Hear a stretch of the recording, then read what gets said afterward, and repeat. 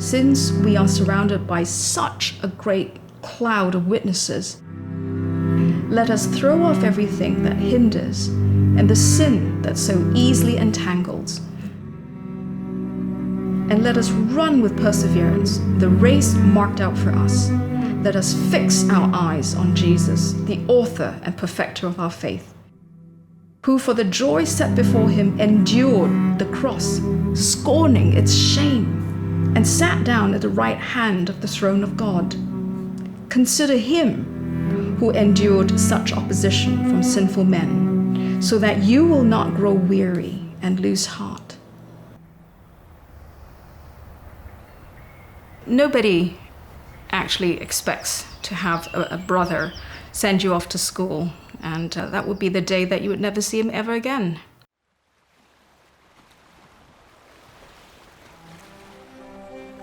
My brother was a helicopter co-pilot. He worked at the Singapore Air Force. So he was on a routine exercise, a helicopter, over the South China Sea. And there were 3 other servicemen who were in that helicopter when there was an accident. That was my first experience in front of a coffin that never was opened, because we were told that he was so beyond recognition. And I remember just that loss was so sudden, it was so traumatic. And we were all in a daze, didn't quite know what to feel. We went along, trying to cope.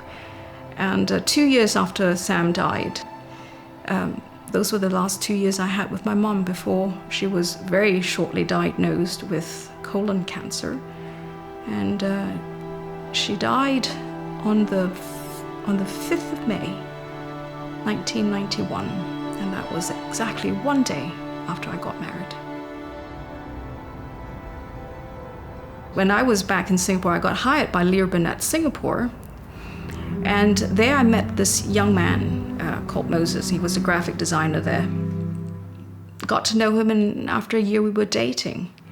Strong man in the faith. With a name like Moses, you really can't help but be that. It was a very wonderful relationship right from the beginning. So a year into our dating, Moses and I were having dinner, and we went to the pier and we started talking like we always did. And one day I just asked him, I said, what did you do for your national service? It didn't occur to me then, but Moses was the same age as my brother Sam. And Moses said, very routine, boring stuff. I was with the Navy. Except for one incident back in 1982, just before Chinese New Year. I sat up right away, and they said, we're all going to get deployed into the middle of South China Sea to look for a downed helicopter. My heart froze when he said that. I didn't have the question. I didn't have the courage to ask him. But he didn't know. He didn't know what my connection was to the airmen. And so he kept on going. And he said, I remember we were the ones that had to go down, put the 3 national servicemen on the stretcher and bring them back up. And as he was doing that, he said, I felt the weight of what the family must have been feeling. And he said, it was a very difficult moment, but I just felt that the family would probably need some prayer. After putting the bodies away, he had to clean the stretcher. And so he had a lot of time, and he was trying to clean this flesh that was stuck under the stretcher, and he was cleaning that, and he said, I kept praying for this family. After he told me that, it became real for me, my grief, that I didn't feel for many, many years. It became real. And what's more than that, God's love became real, because I was so sure that God didn't love us, didn't care about my family by letting us experience this horrible trauma. Why would a good God do that to my brother? And he wanted to be a pastor. After being back in Singapore, Moses was diagnosed with lung cancer. He had a very grim prognosis. He was given 6 months left. Moses died on the first Sunday of 1997. It's on the 5th of January. It took me 3 deaths to really understand how to grieve.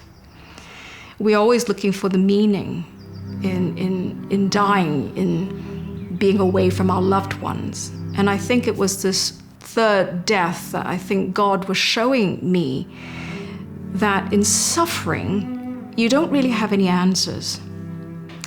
Nothing will be satisfactory. What I've learned in suffering is that there is a God who understands what real suffering is.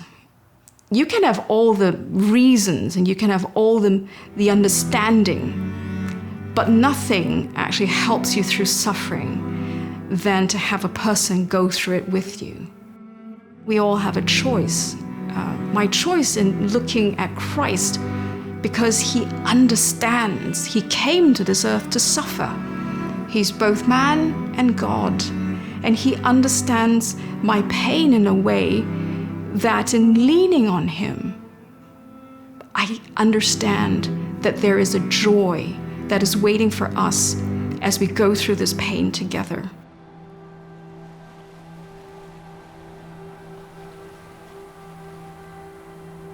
Christ endured the cross because he had the joy set before him. He wasn't just looking at the cross, he was looking beyond the cross for that joy. And he knew that we too would have to undergo incredible losses in our lives. We don't need to feel the separation, both from the people we love and those people who've gone ahead of me. We've all witnessed the same things, that Christ coming to give us this gospel and give us this new life. You see, if we fix our eyes on Christ, he promises that there will be a joy, and it's something that you choose.